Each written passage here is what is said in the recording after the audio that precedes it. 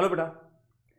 बेटा, एक साल पूरी लगन के साथ लगातार जम के हर चीज को अवॉइड करके सीरियसनेस के साथ पढ़ाई करने के बावजूद जब फाइनल एग्जाम आपकी एक्सपेक्टेशन के हिसाब से छोड़ो, कम छोड़ो, बहुत ज्यादा कम खराब होता है ना, तो दर्द तो होता है यार। मैं समझ पा रहा हूं इस बात को। मतलब आप लास्ट ईयर से एक ड्रॉप लेते हैं। आपने सोचा था कि चलो इस बार मेरे 600 मार्क्स आ रहे हैं, 620 मार्क्स आ रहे हैं, नेक्स्ट सेशन में मैं 650 680 लाऊंगा, और उस बच्चे के जिसके 600 पिछले साल थे वो जाकर के 500 520 530 मार्क्स लेके आ रहा है।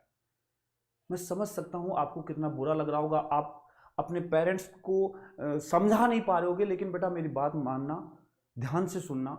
मैं जो ये डिस्कशन करने वाला हूं बहुत इंपॉर्टेंट है। इससे आपको क्लैरिटी आएगी। इस बार का जो पेपर है पिछले किसी भी साल की तरह नहीं है। पिछले 15-20 साल का पेपर उठा के देख लो, किसी भी ईयर से इस बार के पेपर को हम कंपेयर नहीं कर सकते। इस बार चीजें बहुत ज्यादा चेंज हुई हैं, और मैं कहूंगा एनटीए ने बहुत ज्यादा तरीके से बिगाड़ी हैं। और ठीक है, हम अब उसको एक एक चीज को पॉइंट टू पॉइंट समझेंगे और उसका क्या इफेक्ट हमें देखने को मिलेगा वो बात करेंगे। मैं यदि आपको बताऊं, मैं इस पूरे डिस्कशन में एनालिसिस के साथ बताऊंगा कि टॉपर स्टूडेंट जो है, यदि मैं उसकी बात करूं तो वो फिजिक्स में कैसा परफॉर्म कर रहा है। उसी के रिलेटिव में हर बच्चा चलता है, उसी के रिलेटिव में परफॉर्मेंस होती है। एक एक चीज पे ध्यान से डिस्कशन सुनना, डीमोटिवेट होने की बिल्कुल भी जरूरत नहीं है। पूरे पेपर को हर सब्जेक्ट के बारे में बताऊंगा। यदि मैं ओवरऑल बात करूं कि जो बच्चों के रिएक्शंस मुझे मिले हैं, उस रिएक्शंस में देखो, मैंने देखा कि फिजिक्स का पेपर नो डाउट डिफिकल्ट है, श्योर डिफिकल्ट है, उसकी भी मैं बात करूंगा डिटेल में। लेकिन उससे पहले मोस्टली बच्चा जो क्या करता है, पहले सोल्व करता है बायो, फिर सोल्व करता है केमिस्ट्री, उसके बाद जाता है फिजिक्स। नॉर्मली क्या होता था, बायोलॉजी 45 मिनट में बच्चा सोल्व कर लेता था। उसके बाद 50 मिनट्स या 55 मिनट्स के अराउंड वो केमिस्ट्री सोल्व कर लेता था। 1 घंटे 15 मिनट, 1 घंटे 20 मिनट नॉर्मली वो फिजिक्स में निकाल पाता था, और तब जाके वो अच्छा स्कोर करता था। लेकिन इस बार के पेपर में देखो, बच्चों ने जो जवाब दिए हैं, बच्चों ने जो बताया है, उस हिसाब से बायोलॉजी जो है वो लेंथी आ गई। उसको सोल्व करने में उसको 1 घंटा टाइम लग गया।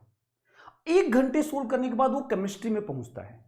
ऑब्वियस सी बात है, हमें सिलेक्शन की बात करनी है तो बायो तो पूरा सोल्व करना है, फिर उसके बाद केमिस्ट्री भी पूरा करना है, क्योंकि हमारी तो मेंटलिटी ये थी ना कि बायो केमिस्ट्री फिजिक्स सब कुछ पूरा सोल्व करना होता है, तब जाकर के हम कंपटीशन में बढ़ पाते हैं। लास्ट ईयर का देखें तो इतना हाई कट ऑफ को देखते हुए हमें ये तो श्योर था यार सारे क्वेश्चंस करने हैं, तो छोड़ना तो ऑप्शन में ही नहीं था।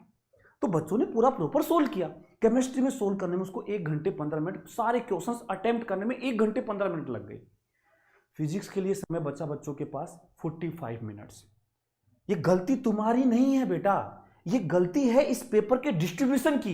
ये पेपर को बनाने वालों की गलती है कि उन्होंने ऐसा पेपर डिजाइन किया है जिसमें समय का डिस्ट्रीब्यूशन आप कर ही नहीं सकते, जिसका लेवल ही डिफाइन नहीं है कि किस लेवल पे क्वेश्चंस आएंगे।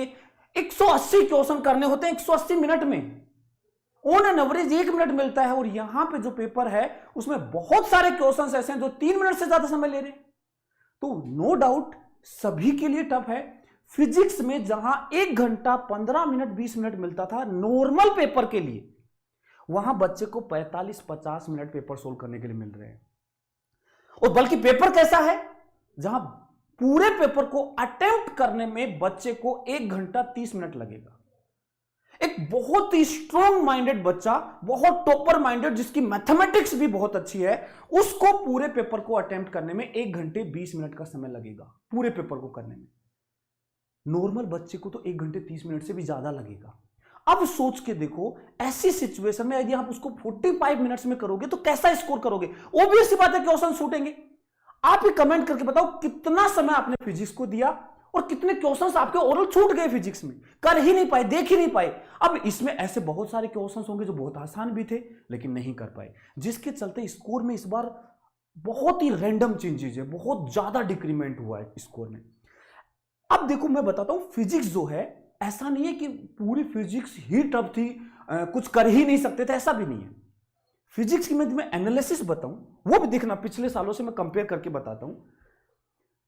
पहले नॉर्मली 30 क्वेश्चन आसान लेवल के आते थे, उसके बाद 10 क्वेश्चन मीडियम के आते थे और 5 क्वेश्चन थोड़े अच्छे आते थे, थोड़े अच्छे, जिसे हम हार्ड कैटेगरी में रख सकते हैं। एक अच्छे फिजिक्स के पेपर में ऐसा होता था। इस साल सब कुछ पलट दिया। इजी क्वेश्चंस जो फॉर्मूला वगैरह या बिल्कुल थ्योरेटिकल ऐसे लगा करके जो सोल्व हो सकते थे, मात्र 15 क्वेश्चन थे, आधे हो गए। हार्ड मीडियम क्वेश्चंस जो थे वो 16 क्वेश्चंस हो गए, जो 10 होते थे 16 बढ़ गए, समय ज्यादा लगेगा। हार्ड क्वेश्चंस 10 क्वेश्चन हो गए, जो नॉर्मली 4 से 5 क्वेश्चन होते थे, हार्ड 10 हो गए। वेरी हार्ड और नई चीज आ गई भाई लोग, हार्ड नहीं अब वेरी हार्ड और होने लग गया, जहां पे 4 क्वेश्चंस ऐसे आ गए जो नो डाउट आपको पेपर में करने ही नहीं थे, वो छोड़ने थे। या तो आप उसके बहुत ज्यादा मैथमेटिक्स में जाओगे या उसकी कैलकुलेशन में फंस के रह जाओगे, जिसकी कैलकुलेशन को करने में 3 मिनट लग जाएंगे। ऐसे आईआईटीएन मैं बात करूं ना बेटा, मेरे को एक क्वेश्चन ऐसा था जिसको सोचने में पूरा मैथमेटिकली उसको डेराइव करने में 5 मिनट लगे। एक क्वेश्चन ऐसा था जिसको पूरा पढ़ा, सोल्व किया, खुद से पेन से कैलकुलेशंस की, बिना कैलकुलेटर का यूज किए, 3 मिनट का समय लगा।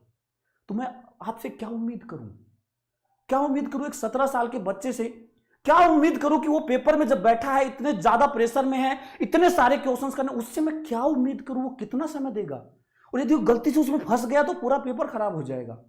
बहुत सारे बच्चों के तो सबसे पहला क्वेश्चन जो था वो ऐसा था जिसने पेपर का माहौल बदल दिया है। और ये सिर्फ फिजिक्स का नहीं, हर सब्जेक्ट में ऐसे क्वेश्चंस थे।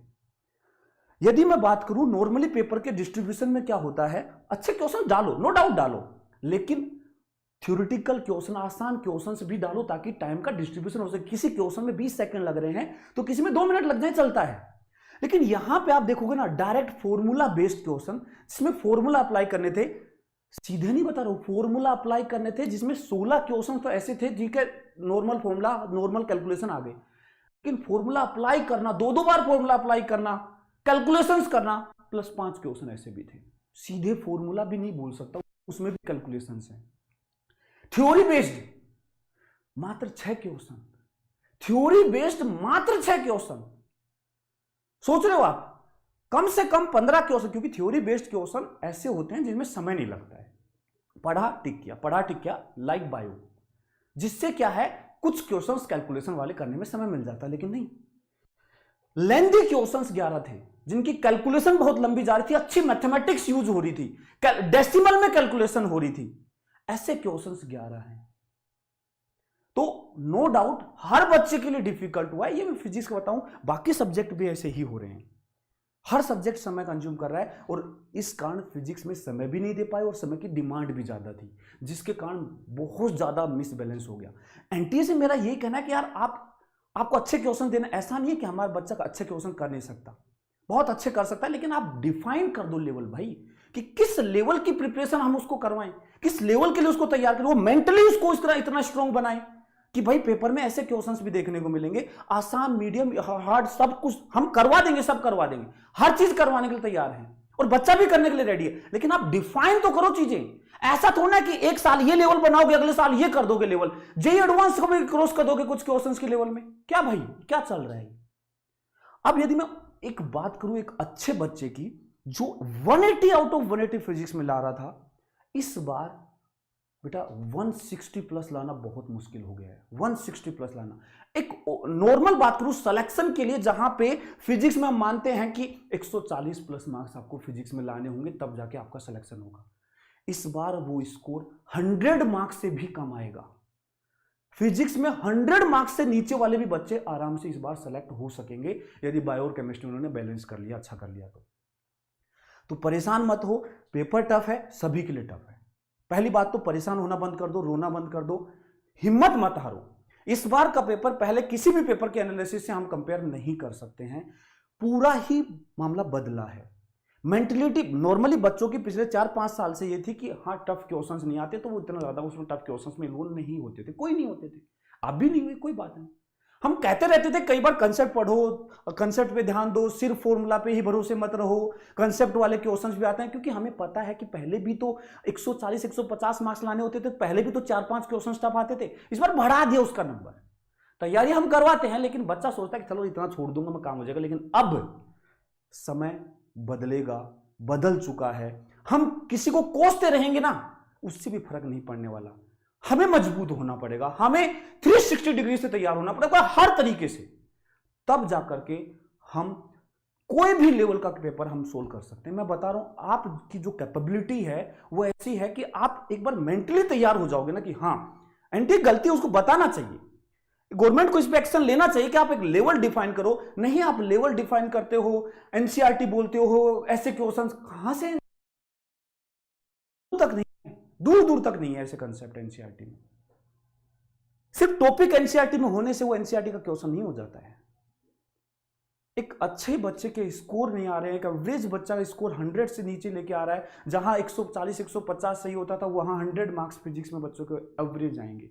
तो यदि आपने बैलेंस तरीके से किया है, आपके फिजिक्स में 100 क्रॉस कर रहे हैं, आपने बहुत अच्छा परफॉर्म किया है, बहुत अच्छा परफॉर्म किया है। ठीक है, परेशान होना बंद करो, कॉन्फिडेंट रहो। ठीक है, जैसा भी हुआ है सभी के साथ ऐसा हुआ है। सबसे पहले तो ये परेशान होना बंद कर दो बेटा, अपने घर वालों को समझाओ, ये वीडियोस दिखाओ। हम बता रहे हैं इस बार जो कट ऑफ है, कोई डाउट नहीं है कि 550 से भी नीचे आ जाए, कोई डाउट नहीं है, आ सकती है। और अभी डाटा आ रहे हैं, और ज्यादा बच्चों के मार्क्स हम एनालिसिस कर रहे हैं, और डिटेल में हम बता पाएंगे, लेकिन अभी भी मैं कह रहा हूं 550 से नीचे नो डाउट इस बार कट ऑफ जा सकता है। आप हमारे से जुड़े रहो, हम और डिटेल में और एनालिसिस के साथ आपको बताते रहेंगे। हमारा मेन एम ये बेटा, इस समय आपको डीमोटिवेट नहीं होना है। आपने पूरे साल जबरदस्त मेहनत किया है, और मेहनत कभी खराब नहीं जाती है, याद रखना। ठीक है, चलो बेटा, अभी आप थोड़ा सा रिलैक्स करो, आराम करो, ज़्यादा टेंशन मत लो, ज़्यादा मत सोचो, जो भी चीज़ें होंगी अच्छा ही होगा। ठीक है, ओके बेटा, बी मोटिवेटेड।